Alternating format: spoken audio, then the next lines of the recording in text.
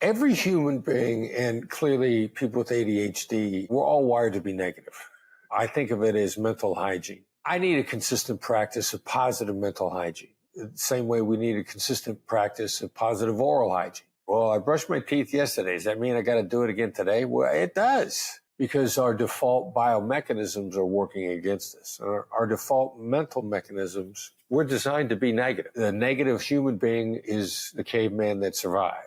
A negative thing in a caveman's environment will kill you. A positive thing in a caveman's environment doesn't need to be paid attention to because it's not going to stop your existence. So we do overreact to negativity. What does that mean? You got to have a regular practice of gratitude, of curiosity. There's a bunch of things that you just got to do to override the system, and you got to do it regularly because you get into a downward spiral otherwise. Welcome to Successful with ADHD. I'm Brooke Schnittman. Let's get started.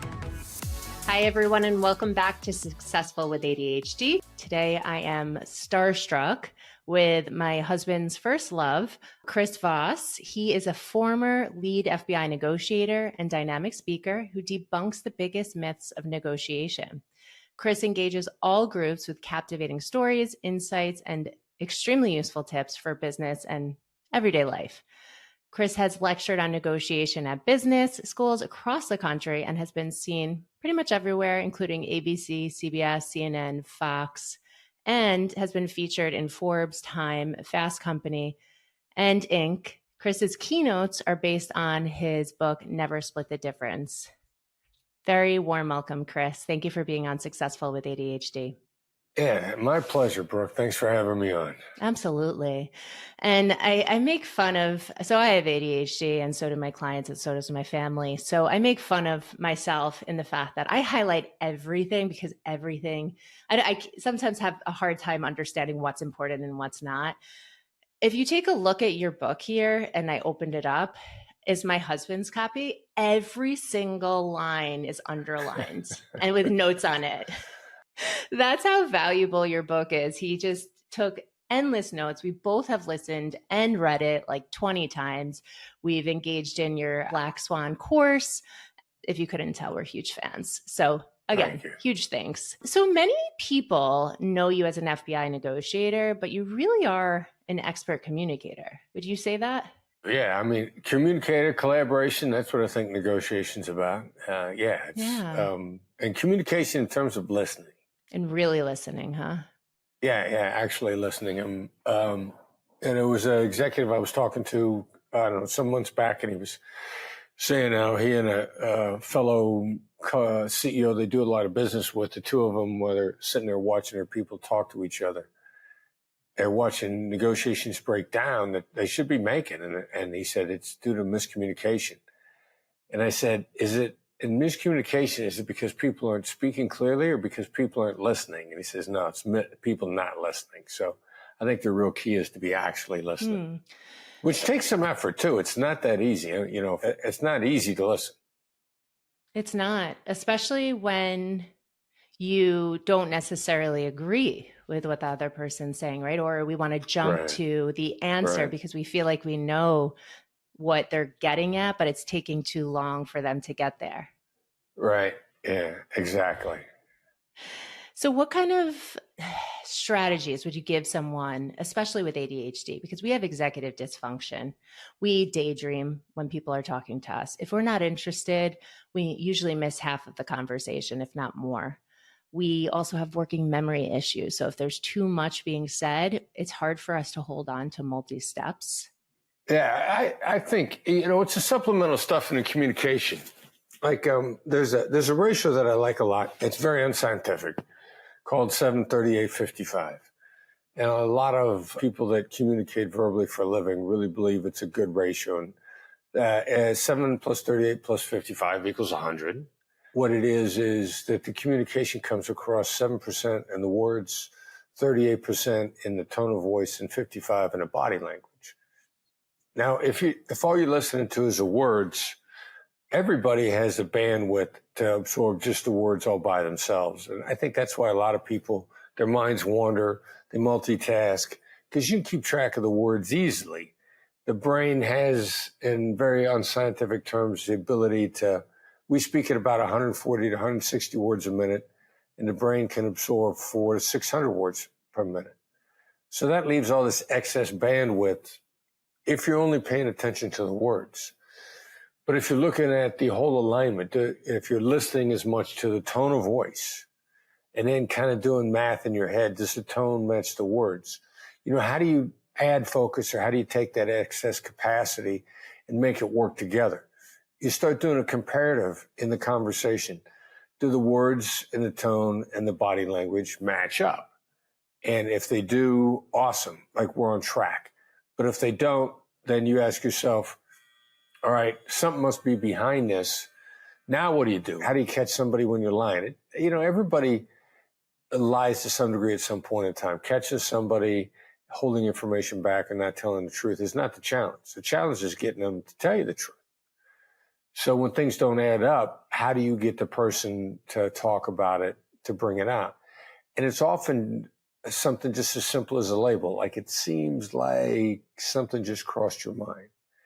If you're consistently trying to label someone in a conversation, that also brings your attention back down to them.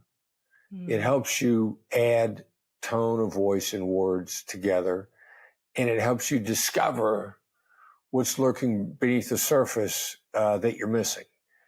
And it's not always implied by what they're saying. So if you look at communication kind of as this game that you can play. And we love games with ADHD. Well, and that's the thing. Like I was going to say, my guess is not really being familiar with ADHD, but I would imagine, I would speculate, I would hypothesize that the ADHD community does love games, because it's the opportunity. There's a lot of information, and you got to pick up on all of it and try to add it all together. Communication can be the same kind of a game. How what's the words? What's the tone? What's the look on their face? What do I guess it means, as opposed to what do I wish it means, or what should it mean? Where should they be going? If it becomes a guessing game, then you have a tendency to be a little bit more absorbed by the communication and pay closer attention. Yeah, I love the gamifying piece, and that 55% is body language. I always thought, for whatever reason, that body language was 80%, and that so much can be said with body language. Well, it might be dependent upon the context. The 738-55 ratio is not a hard number. And what really is important is, if body language is 80%, there's still a 4-to-1 ratio to what's being said. So, the game is in the tone of voice and the body language. And then I would contend that, especially if you're in person, I think everybody has an actual physical energy. Yes. And I think some of that is communicated as well in person. And the real dilemma with Zoom is not that you're not seeing the person's whole body. We're seeing as much as we would be seeing if we were sitting at a conference table. What we're missing is the energy that would be in the room. And I think there's something, there is, we just haven't learned how to measure it yet, but I think it's there. Yeah, that's fascinating. So speaking of Zoom, I know a lot of us have Zoom fatigue.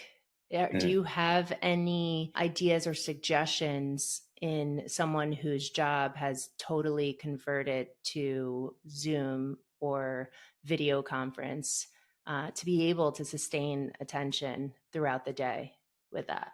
One of the guys in my company, Derek Gaunt, has got a standing desk that actually lifts. He spends a lot of time on a screen because we train online a lot, and Derek is our best coach, and he coaches people through negotiations constantly all over the world. I mean, literally all over the world. So he's on Zoom, and he's got this raising and lowering desk, and he stands a lot, and sometimes when I get fatigued, sitting is not that good. What are they? There's a cliche, sitting is the new smoking. Wow, I didn't hear that, but I get that. Yeah. I wish I would have coined that term personally, but I've got different elevating platforms to put my computer on, and especially in the afternoon when the biorhythms are down.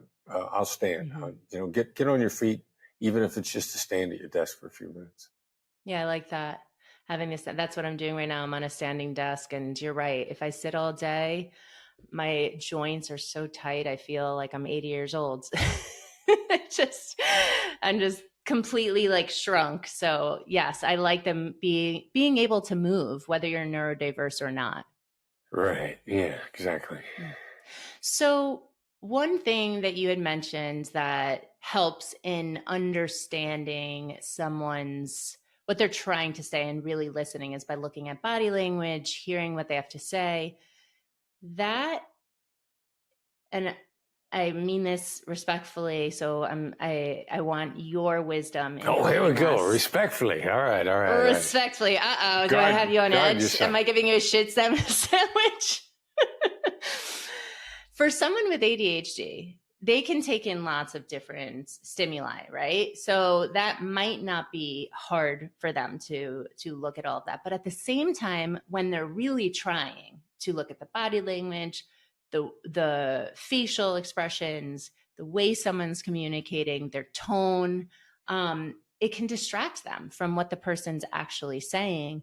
And then they can totally miss everything that they're saying. So do you have any recommendations in when you're missing what a person is saying to bring back attention to what they have said without offending them? Yeah. One of our skills, which we refer to as the mirror, which is not the body language mirror, the hostage negotiator's mirror, the black swan's mirror, is just a repetition of 1 to 3-ish words. Could be repeating one word. Could be up to 5. It's never really more than 5 because then you're getting into paraphrasing. And the mirror skill, when we teach it, is repeating the last 1 to 3 words, which if you're having trouble paying attention, you got distracted, you can probably pull up out of the dim recesses of your short-term memory the last 3 words that were just spoken. Now, what that does is it brings the conversation back to whatever you've mirrored. And it does so in a way where the person that's talking doesn't feel it's redundant. The mirror has kind of a funny mechanism in the brain in that you won't repeat it the same way. If I mirror you, you'll say the same thing only with different words. You change the words. Versus if you say something that I either missed or I want to know more about, if I say, what did you mean by that? What did you mean by mirroring? You're probably going to repeat it exactly the same way, sort of like an American overseas, where is the Eiffel Tower? To a French person, just say it again, only louder. Right. But the mirror triggers something in the speaker's brain that the person who mirrored them is saying, like, look, I'm really interested. I'd like to know more about that point. I heard the words you said and they weren't enough for me. So I'd like you to go back and expand. And all of that gets communicated by just repeating the last 1 to 3-ish words or 1 to 3 words selected. You can move it around. It doesn't have to be the last words. But the mirror in particular is great for going back and covering ground on stuff that you may have missed, or your gut is telling you there's more there. Like, there was something about that bothers me. It might be the tip of the iceberg. So you can mirror that particular portion, and the speaker loves it. People love to be mirrored. Now, I know there is one type of group that doesn't love the mirror, right? Well, let me see. Sometimes when people are particularly guarded, we believe that there's 3 types: assertives, analysts, and accommodators. Now, assertives love to talk. So mirroring them will keep them going all day. Like there's a story in my book. One of my employees told my son in advance, when we get to work today, I'm going to mirror Chris. And that's all I'm going to do. And we're sitting, this dude's name was Keenan. And Keenan had been mirroring me, and I've been yammering for a good 45 minutes at a time. And finally, my son Brandon goes like, oh, God, I can't take it anymore. He's been mirroring you for the last 45 minutes, and you didn't even know. So the assertives love to be mirrored. Now, the analyst, the highly analytical type, deeply introspective. Occasionally, you'll mirror them, and they'll give you a one-word response. Now, what that really is communicating, if someone's response is very limited, is they're guarded. Now, they're guarded because you haven't earned their trust. They're guarded because they're concerned you're not listening. They're guarded because something else is bothering them. It's basically those three things. So when you mirror them, then you can shift over to a label. Simply, if I mirror you and you give me a one-word answer, I'll probably say, seems like I haven't earned your trust yet. Ooh, and that good. 1-2 combination is going to draw you out one way or another. If it's true, you're going to open up. If it's not true, you'll actually correct me. And that's another form of opening up. So if somebody doesn't like to be mirrored, then they're probably a little more desirous of being labeled, to being drawn out. And you just have to simply demonstrate that you're going to listen, and that you're not going to be the aha listener that catches them in a moment. Yeah, I like that a lot. My husband used that on me when we first met, and I must have been guarded and he didn't earn my trust yet. So I'm like, will you stop repeating back what I'm saying? Let's move on. Well, when you first met, huh? I gotta check this guy out. He's gotta pass a few tests. Like, what is he doing? Exactly. You don't have my trust yet. We both come with baggage. Give me some time. Right. That's great. I love that. Of course, my memory is like all over the place right now. So I'm trying to remember what I was going to say when you were talking. That's all right. Anywho. I yammered on for an extensive period of time. I love it. I love it. I was really listening, so I can probably repeat back what you said, but I don't have the next thing. And you know what? That actually brings up a good point. When we try so hard to listen, right? You talk about the mirroring, right? But like with impulsivity, with ADHD, we don't want to lose our train of thought when someone else is talking. They might have said something that springs up another point to like defend their stance or whatever. What is a recommendation when you're trying so hard not to lose your train of thought, but you also want to listen? Well, if there's something, it's really necessary for me to get out, and it's not an aha, gotcha sort of thing. I'll say, look, I'm sorry, I got to bring this up. I apologize. I use apologies as warnings for behavior that might otherwise be disruptive or offensive. There's kind of a sequence if you're gonna risk offending someone. It's a little bit like if you slap somebody in the face and then apologize, or if you apologize to let them know a slap in the face is coming. They're going to appreciate the warning.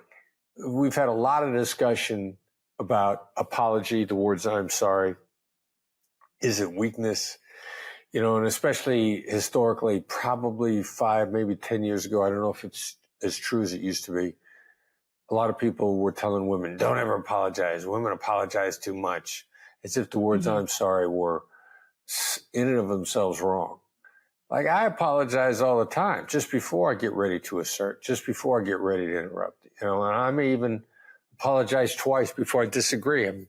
I'm texting with some friends on a group chat just yesterday, and somebody wanted to do something that I have no desire to do at all. And I started with an apology. I said, I'm sorry, I'm afraid, I'm just not good at that. I don't want to do it. And it landed much more nicely. So if I got something I got to say, I'm gonna open it up. Look, I'm sorry, I'm afraid I got to say something right now because I'm gonna lose my train of thought. And it'll be more acceptable. Yeah, I like how you're giving people permission to do that, because you're absolutely right. There was such a negative connotation for saying sorry, and with ADHD, we're people pleasers very often. So we are apologizing for like our mere existence. So using it in a way where it's helping you communicate better and gain control of your thoughts, I love that. It's not a sign of weakness. It's actually a sign of strength. Yeah, and a desire to collaborate. And if you don't want to collaborate with me, then okay, maybe we shouldn't be talking to begin with, right? Right. I feel like I know the answer to this already, but if two parties know your communication tactics and have studied you, AKA my husband and I, do you feel like there's ever a chance that you can have effective communication with your communication strategies without feeling like it's manipulative? Yeah, that's a great question, and it comes up in a lot of contexts. What these skills are highly effective skills, highly effective tools, which makes them really neutral. It's more what they're being used for. Like, we use these skills in my company. I mean, there's 26 of us. We use them on each other all the time, constantly, because we're trying to accelerate our collaboration. And my favorite analogy is a scalpel. In one person's hands, it's a murder weapon. In another person's hands, it's a life-saving tool. It's in the hands of the user. And so, yeah, we use the skills all the time. Now, I can smell when somebody's using them against me, and that happens not all the time, but not infrequently. And if intention has a smell, as somebody once said to me, if it's triggered my gut instinct that somehow I'm being manipulated, I'll give you a little rope. I'll test you a couple ways. But if you're using the stuff against me, then I just break off contact. That's good. Thank you. Yeah. Also, can you get into the science of the brain that you've learned and quoted from Daniel Kahneman for our listeners? Yeah, well, there's a lot of interesting brain science out there that this works with, and the Kahneman stuff really has to do much more with prospect theory. I mean, Kahneman's got some interesting stories about instinct that I really like too. But prospect theory, Kahneman Nobel Prize, behavioral economics, 2002, I believe, and the Cliff Notes version of it is lost things twice as much as an equivalent gain. Losing $5 feels like you lost 10. And there's a lot of versions around that. People are more likely to make a decision to avoid a loss than they are to accomplish a gain. So the impact of loss, I refer to it as bending reality. It distorts your vision of what just happened by double. And it's one of the most powerful skills in communication, which is why using loss, the prospect of loss without empathy, makes you seem like a Bond villain, like a really bad person. And it is highly influential. So you got to use empathy, you got to use appreciation, you got to use a lot of emotional intelligence in order to wield this tool because it's so powerful.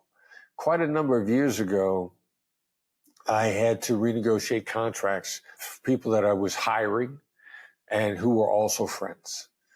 And for a short period of time, I needed them to take a 75% cut in pay. Oof. But that was the reality of the situation.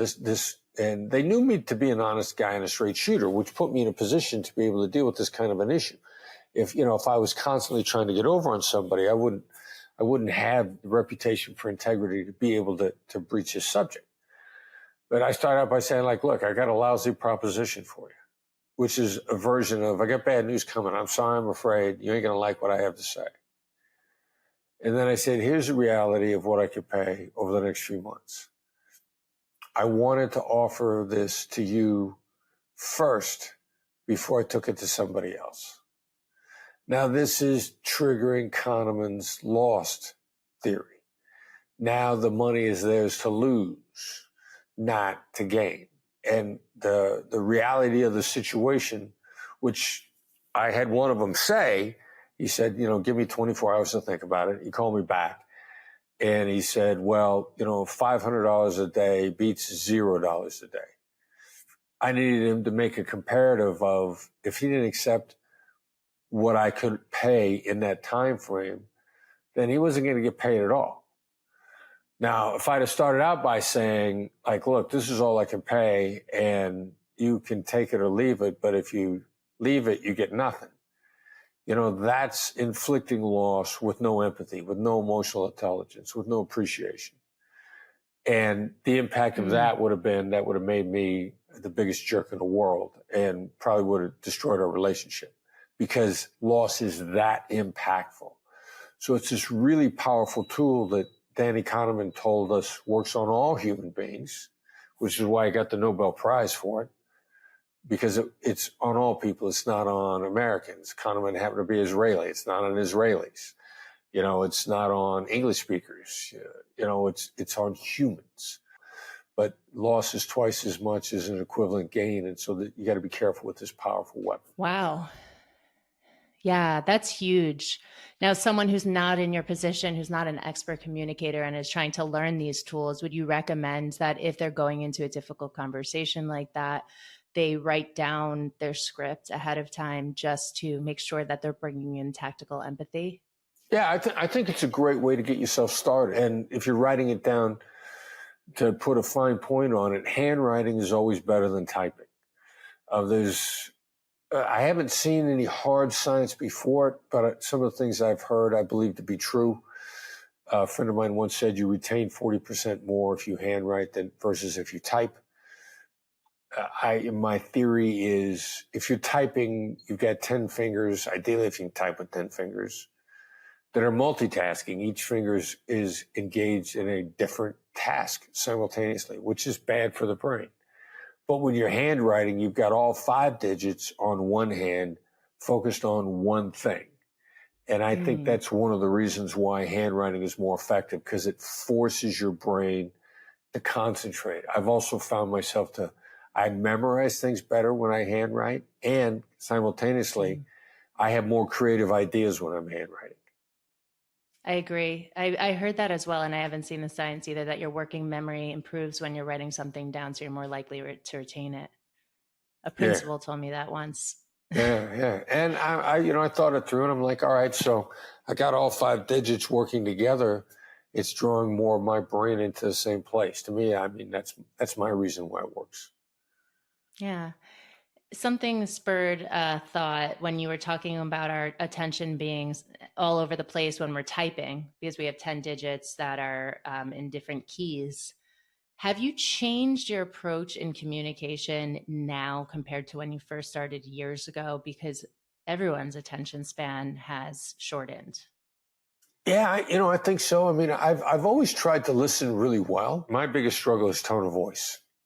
As a natural born assertive, if I don't watch it, the assertive's tone of voice is the tone that's is pretty much always counterproductive. And then also, I've told people that I have a resting serial killer face. If I'm listening intently, I'm going to scare you because, I'll be listening so intently, you'll think, I'm imagining chopping you up and having your liver with fava beans and a nice Chianti or something like that. So people have a hard time looking at you when you're listening intently. Oh, they're scared and I've actually had people say that a number of years ago. I'm trying to decide, I joined the National Speakers Association a long time ago before the book came out, and I attended a meeting in LA, and the speaker, she's a phenomenal speaker, just absolutely phenomenal. I learned so much from her. And it was a small group. There's probably only about 20 of us in a room, not a big room. And I came up to her afterwards, and when I got to know her, she's like, "Look, you scared me. I mean, the way you were looking at me when I was talking, I didn't know what you had in mind. Whether you want to kill me or what you want to do." Like, yeah, I know. I'm sorry, I got a serial killer face. Oh, that's funny. That's funny. My husband, he has a very serious look on him as well. So I'm always thinking that he's mad or agitated about something. He's like, "Well, yes, stop it. You're pissing me off." I'm listening. Come on, sweetheart. That's my look of love. Come on. Yes, exactly. Don't you see I'm smiling inside? No, I have no idea. Your face never changes. Yeah. And then he looks ridiculous when he actually tries to change his face. Like it looks goofy. Yeah, like it's painful, huh? Exactly. So another question, if you don't mind, accurate thinking, I know, is a strategy you teach in effective communication. And with ADHD, we very often have a hard time differentiating between story and fact because of our past negative experiences, trauma, rejection, shame. Do you have any strategies to help in understanding fact from story with accurate thinking? Every human being, and clearly people with ADHD have it this issue intensified. So, I'm not trying to make it sound like everybody has the same challenge. They don't. But there's a certain amount of wiring. We're all wired to be negative.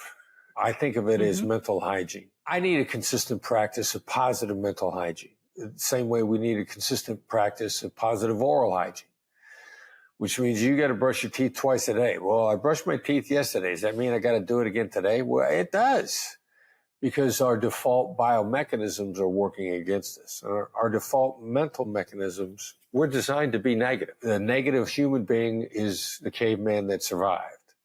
And I've heard a lot of discussions of it. The negativity in particular, a negative thing in a caveman's environment will kill you. A positive thing in a caveman's environment doesn't need to be paying attention to, because it's not going to stop your existence. So we do overreact to negativity. What does that mean?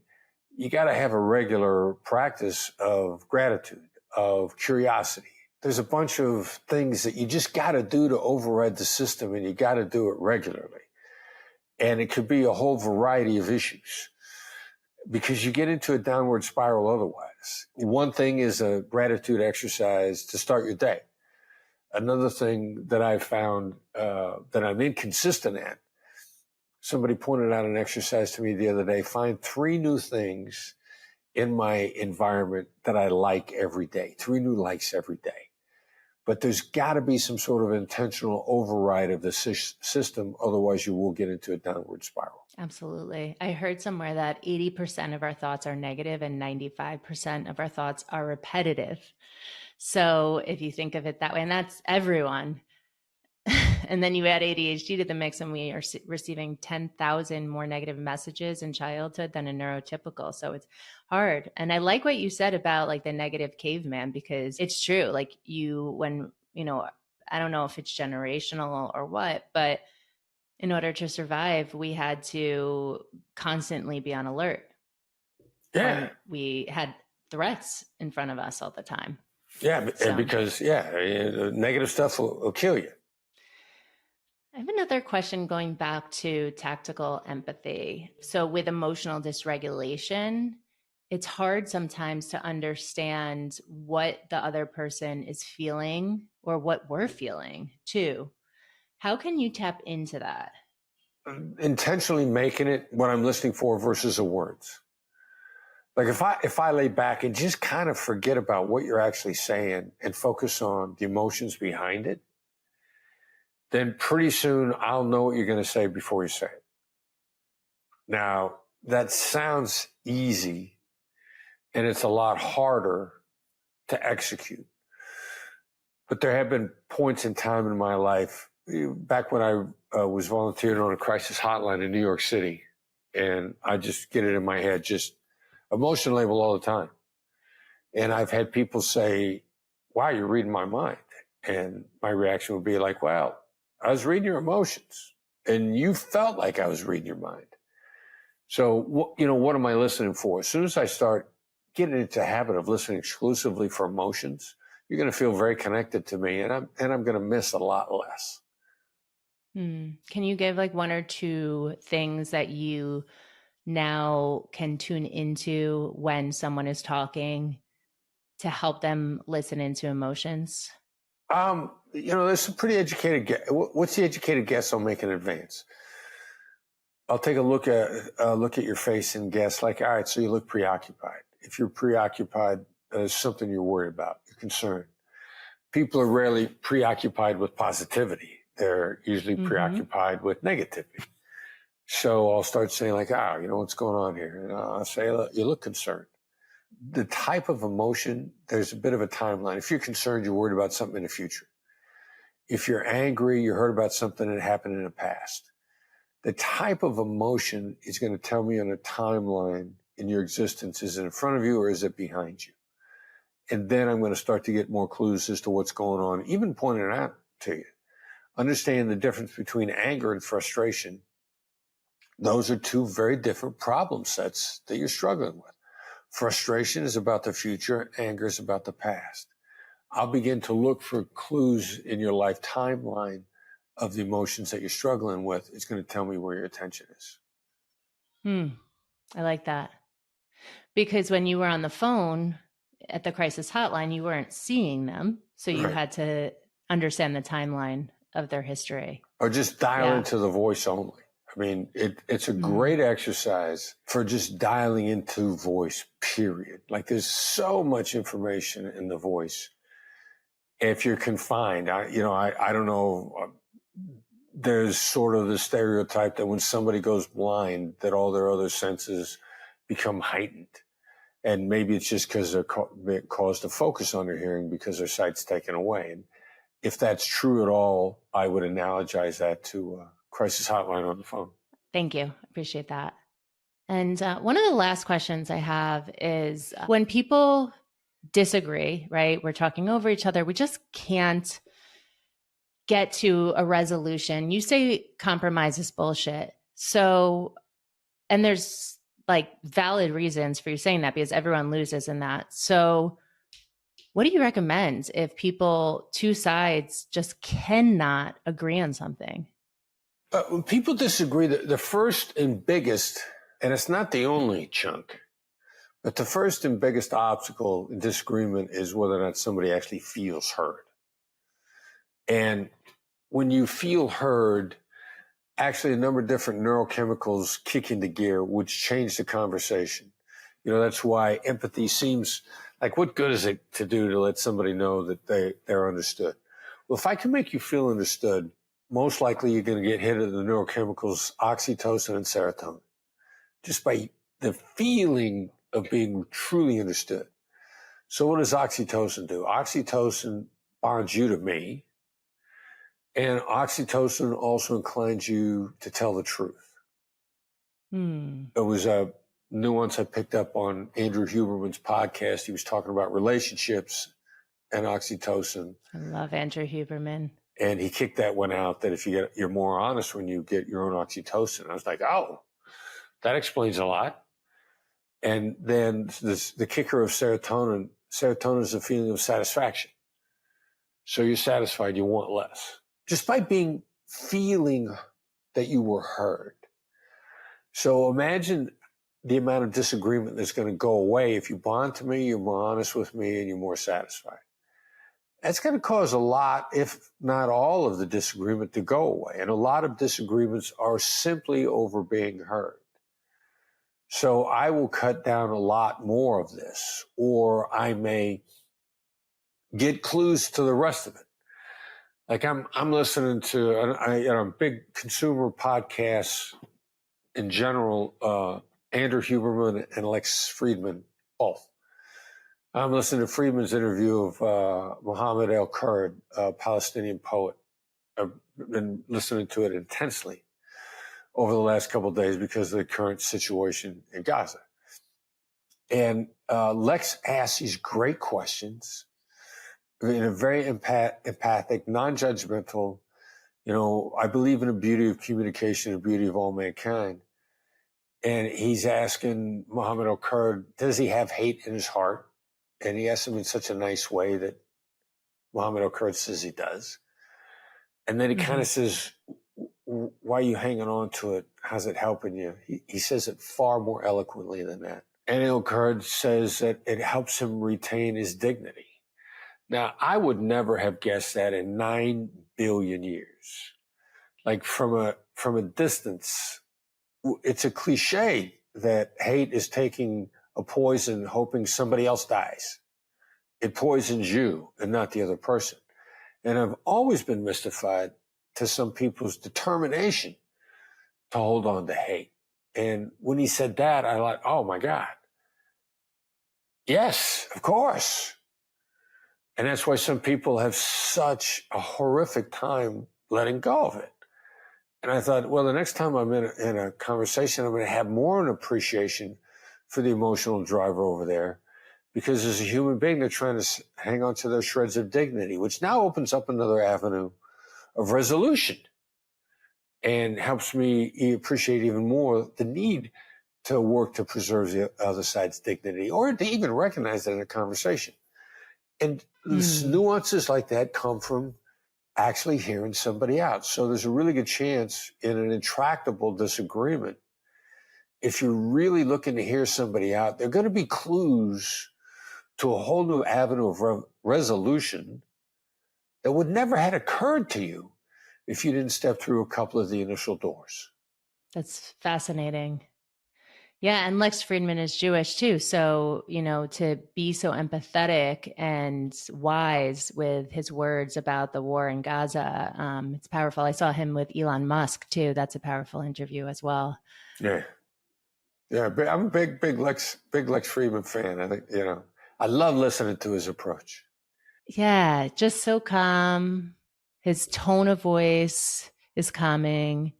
And he doesn't really give too much opinion. It's more just thoughts. What are your thoughts about this? Yeah. And good questions. Great questions. Agreed.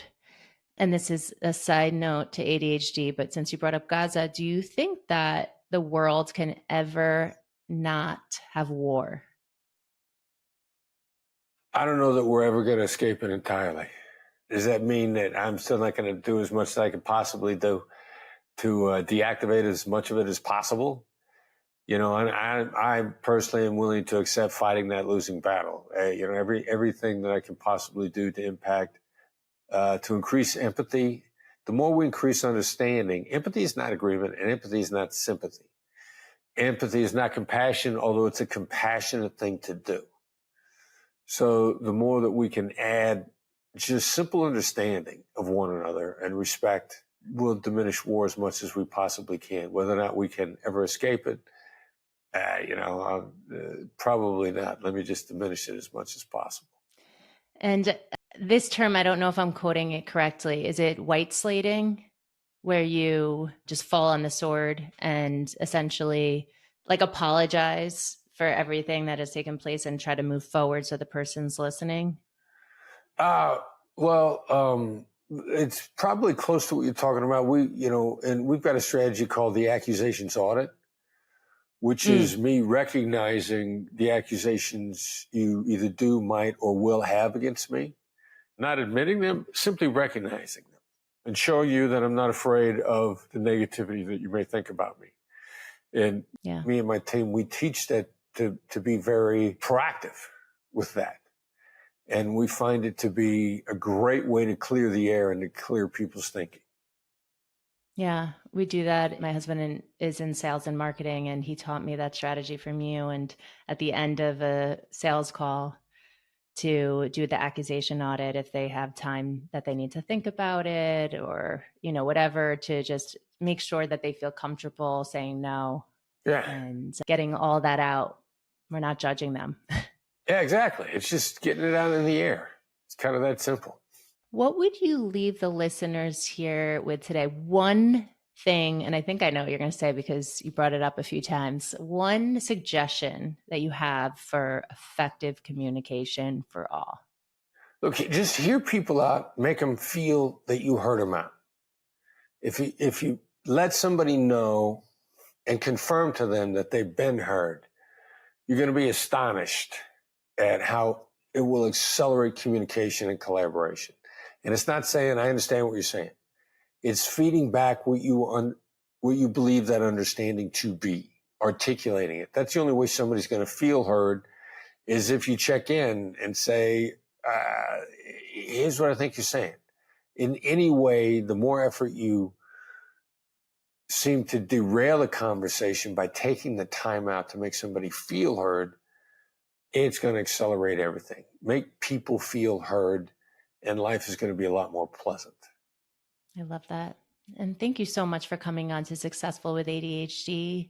If anyone wants help with communication, negotiation, where can they find you? Yeah, well, the best kind of a two-step thing. Our website is blackswanltd.com, BLACKSWANLTD.com. There are no crazy silent consonants in there, And we put out a weekly newsletter, which is complimentary. It's free, but the most important thing about it is concise.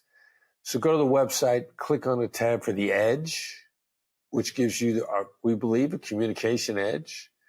You sign up, you get it emailed to you on Tuesday morning, and you'll get a concise, actionable article every Tuesday morning that will take you no time to get through, 700 words-ish. And then plus, the Edge is a gateway to everything we have. We got a lot on the website, a lot of free stuff.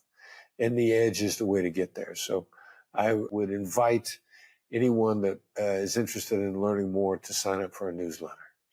I agree with that. I get your newsletters. They're amazing. And after you realize how amazing they are, go buy his book, Never Split the Difference. When's your next one coming out? I don't know. We got a lot of other projects in a pipeline other than a book. So we just keep training and putting material out. Yeah, I hear that. Well, everything you put out there is gold. So I very much appreciate your time. Time is money and time is valuable. And thank you for listening and sharing your gold with our community here today. Pleasure was mine, Brooke. Thank you for having me on.